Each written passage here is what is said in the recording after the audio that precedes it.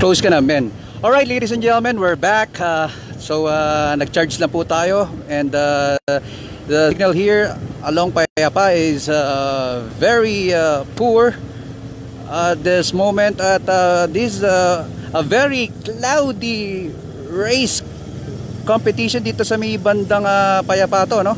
So, ito pong dalawa, nagigiraan si Thath Nguyen and Jermaine Prado ay nagigiraan kanina pa to, nagigiraan, no? So sila po ay lumalamang ng 37 seconds dito sa peloton na kasalukuyan nando po sa likod natin. So Jermaine Prado ay binabantayan mabuti itong si Thath Nguyen, isa ring road cyclist at track cyclist, at talagang medyo umaambon-ambon pa dito. It's going to be a challenge for these riders ngayon, facing the ito, makikita nyo naman ang view here. Talagang we are getting to closely dito sa to the finish line, at about siguro in my approximation mga in less than 30 minutes talaga namang nandyan na sila sa start and finish line. Pero po, napakadikit. Dikit po talagang bantayan to, no? Binabantayan ni Thath Nguyen si Jermaine Prado, at ito naman tong si Jermaine Prado binabantayan din ng mabuti at halos doble, triple itong si Thath Nguyen, na talagang sinabi niya kahapon na talagang ito ang probably ang kanyang magiging karibal sa laban na to.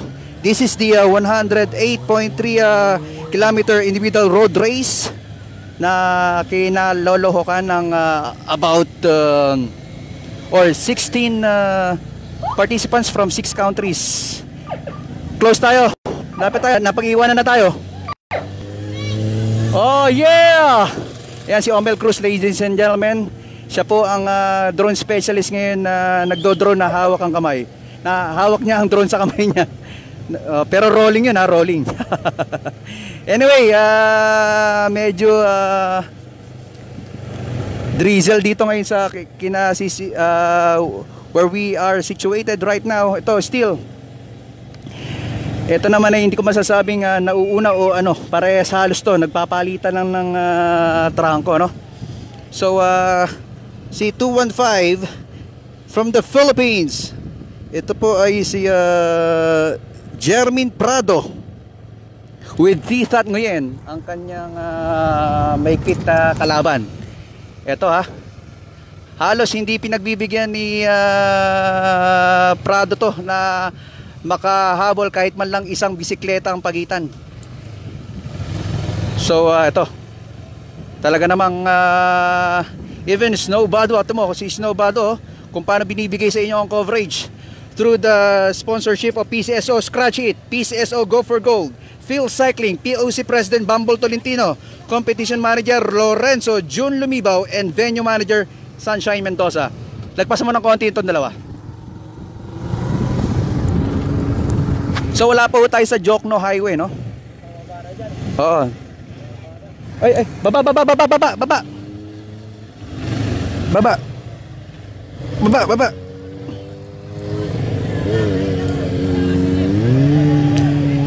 Pag nandyan na si alright, ladies and gentlemen, ito, wala pa tayo sa Jokno Bridge, wherein ito po yung magsisignal ng ng palapit na tayo sa Tagaytay, na Sugbu Road.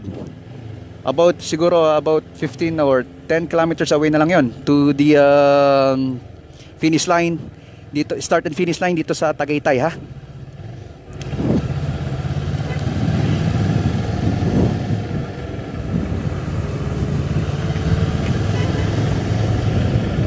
Si Jermaine Prado, kitang-kita ko talaga walang pagbabago, no, sa kanyang pagpipidal. Talagang gifted, very gifted ang kanyang legs and endurance, no. Kakaiba considering na talagang sa halos ng mga ITT competition talagang siyang nagkakampyon, tulad ng sa Pro Ride Philippines 2019 criteria. Ito po yung sinasabi kong Jokno Bridge na recently kagagawa lang nito, no.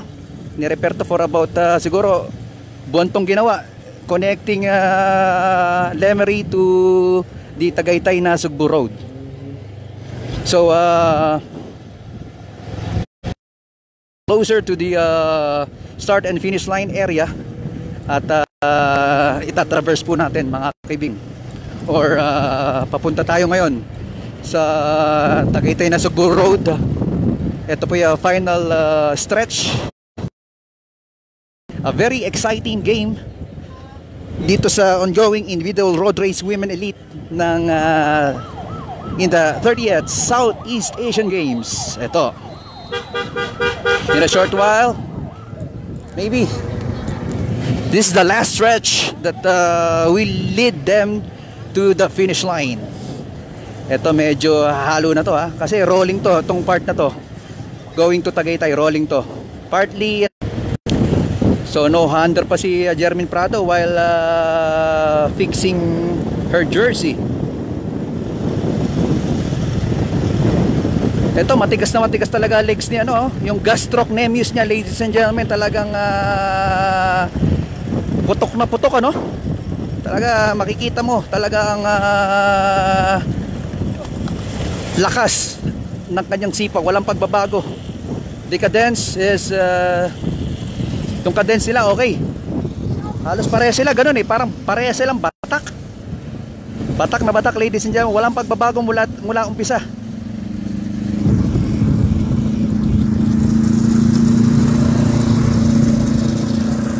So probably in less than 7 kilometers ay darating na po sila sa start and finish line.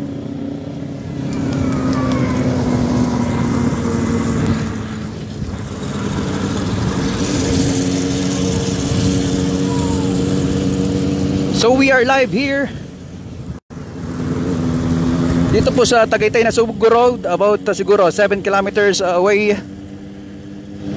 bago marating nila ang start and finish line. Still leading ngayon po sa pagkakataong ito, Jermin Prado. Isang gulong lang po pagitan nila, humahabol pa rin si 238, hindi papayag na isang gulong lang ang pagitan nila.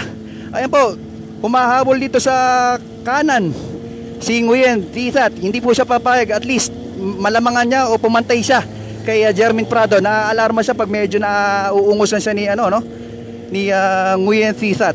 So malakas din po to si Thi That Nguyen ng Vietnam. Siya po ay tinrain ng Belgian-based team sa Singapore or sa Vietnam. Siya po ay isang road and track cyclist. Correct me if I'm wrong, ladies and gentlemen. It's a cloudy afternoon here in Tagaytay. We just passed the Robinson Supermarket, facing the famous smallest active volcano in the world. Ayan. Ito pa rin po pala ang 10 kilometer mark. So 10 kilometer going to the finish line, ladies and gentlemen, here near Twin Lakes. Ladies and gentlemen, nasa Twin Lakes tayo 10 kilometer to the finish line, ladies and gentlemen. The Philippine Pride, Jermin Prado, zeroes in on gold medal para dito sa individual road race women elite dito sa 30th Southeast Asian Games. Kahapon po ay nagkamit siya ng gold medal for the ITT women elite. At sa pagkakataon to, hindi po siya papayag na maungusan siya na Thi That Nguyen of Vietnam as expected. In-expect na niya po ito na ito talaga magiging biggest and strongest contender niya dito sa mukhang ito napapansin natin medyo yumuyukod ng konti si medyo makunat sa parte na to, medyo makunat, medyo nararamdaman din natin ang may konting kapaguran si pero pinipilit niya. So nangangailangan po siya ng tubig. So probably the Philippines Yung Philippines.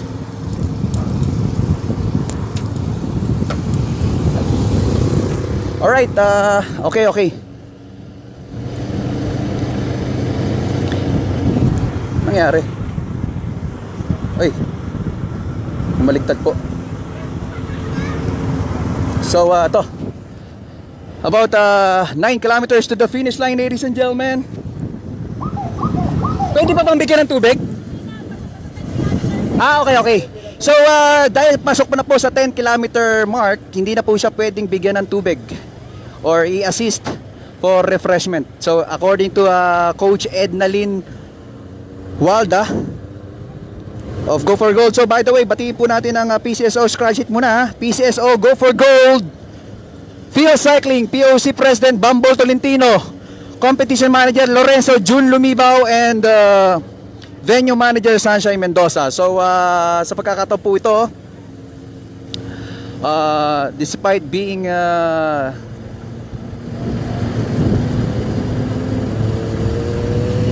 so hindi po natin makita. So, titingnan po natin ang galaw ni Jermin Prado sa last 8 kilometers. Although nakita po natin kahit humihingi siya ng tubig, parang nakainom pa rin siya, meron siyang reserba na tubig. Siguro para sigurado lang to. So hindi siya pumapayag. Itong dalawang to talagang parang parang Manny Pacquiao at Juan Manuel Marquez, talagang may kontrapelo, parang kontrapelo dating dito talaga eh. Hindi sa aking palagay lang naman parang kontrapelo eh. Talagang alam mo yung pareho sila ng lakas, pareho sila ng strategy, pareho sila ang galaw eh. Pero makikita mo talaga sa kanilang padjak talagang in good form and shape. Wala pang bumubakangkang dito Although ito medyo mas maano naman to ng konti, mas okay itong daan na to to the finish line kaysa sa yung pinaka arduous trek dito kanina sa may bandang Payapa, medyo pwede silang mag-relax ng konti dito. At later on, about siguro 2 kilometers or 200 meters away, mag-i-sprint na to. Will push their self to their to the limits itong kanilang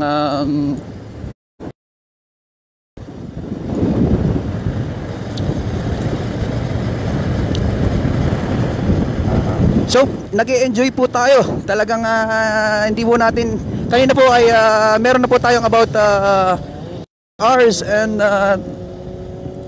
20 minutes covering this 108.8 kilometer road race, individual road race, women elite. Ayan. So 3 oras na po, 3 hours and 21 minutes. Gilid tayo ng konti, gilid. Titingnan natin yung time difference So ang time difference po ng peloton is about 58 seconds or second group siguro, second group kasi dalawa lang Ang time difference ng sa second group is about a minute.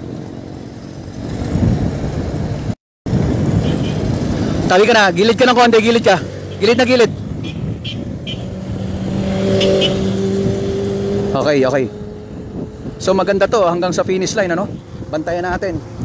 So please invite your friends to monitor the ongoing Larga Pilipinas coverage here. Ito we're 7 kilometers to the finish line and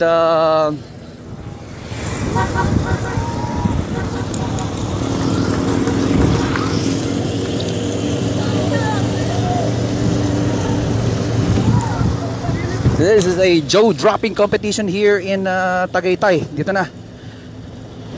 Nasa Tagaytay na po tayo, ladies and gentlemen, after the 100 almost after 100 kilometers of grueling racing. Finally they've reached the Tagaytay premise. Siguro ang mag-i-ignite ng lakas dito kay Jermin Prado itong mga cheers ng ating mga Filipino fans. considering that this is our Bailey Week. We are the host country dito sa Southeast Asian Games at history in the making, ladies and gentlemen. About 6 kilometers na lang po. About 6 kilometers. We're about 6.5 kilometers to the start and finish line. Gilid tayo, gilid na gilid, gilid na gilid. Wala nang didikit. Crucial yan, crucial. So we're carefully covering this road race dito sa bandang Tagaytay. Pabalik na po sila sa start and finish line. About 6.5 kilometers na lang po. So in less than 200 meters or 150 meters may mag-i-sprint na dyan. So kaya kailangan nakabuelo na sila and they're prepared. At they know how to attack. Ayan, 6 kilometers, down to 6 kilometers.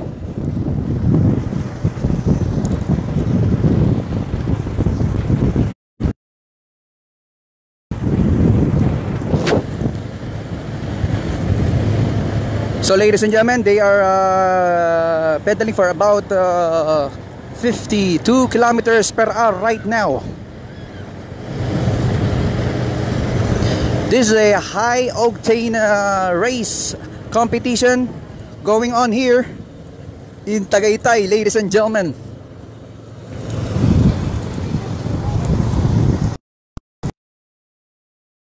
Have to brace ourselves for the last 6 kilometers. Marami pa hong mangyayari dito. Kung sa basketball po, mga ano pa lang to, 2 minutes, last 2 minutes pa. Marami pa hong or last 6 minutes rather. Marami pa hong mangyayari dito ha. Kaya abangan nyo kung sino po makaka-snatch ng gold dito. And of course, Filipinos are expecting Jermaine Prado to get the gold medal for the second time. Ayan.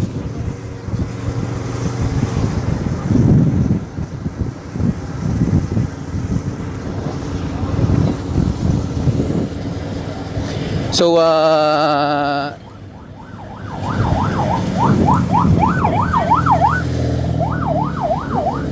pinatatabi mo muna po ang mga ibang motorista dito sa opposite lane just to accommodate the racing competition dito ng individual road race women elite.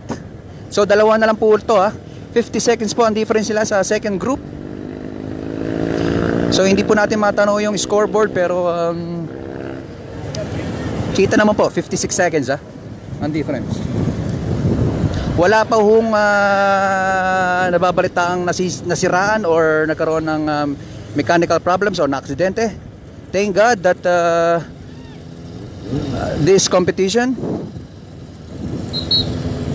ay na-handle ng mabuti.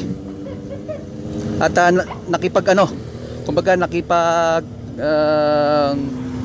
nakisama ang weather condition, considering that previously si Typhoon Tisoy talaga medyo na interrupt ang some cycling competition dito sa Tagaytay, although natuloy naman sa wakas. So kumukunat na naman po mga kaibigan ng ating kakalsadahan dito. Talagang kontrapelo, no? Si Tithat ngayon, ano? Nagtataka na siguro si Jermaine Prado ngayon. Sabi ko parang hindi nauubusan to, parang kumbaga sa boxing si Manny Pacquiao tong si Jermaine Prado at si Tithat ngayon ay si Juan Manuel Marquez, no? Kahit na anong gawin ni Jermaine Prado, talagang hindi papatalo tong si Vietnamese rider Thi That Nguyen of Vietnam. Although expected na ni Jermaine Prado talaga na ito magiging matinding katunggali niya dito sa competition na to. I think Thi That Nguyen is also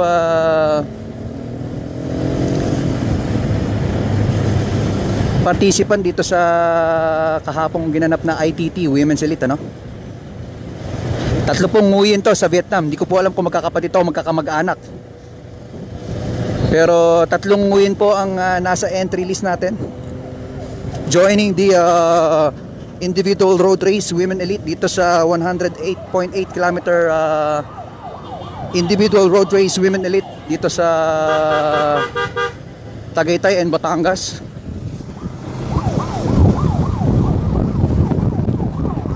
So ladies and gentlemen,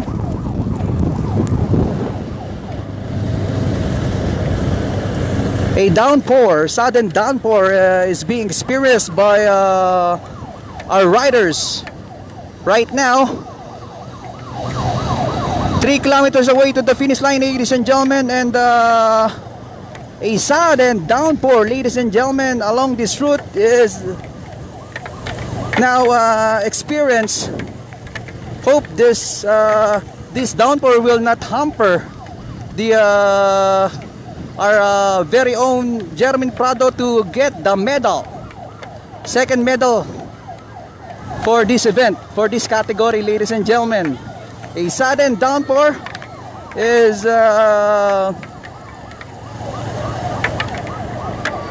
sudden downpour surprises the our race leaders at the moment here in Tagaytay. So sana makisama naman to siya. So if ever na lumabo po yung screen nyo, talagang nabasa ng ulan. So ito, wala na ho dito pagdating dito. So pulo-pulo lang po pala. So as you can see, ladies and gentlemen, our kababayans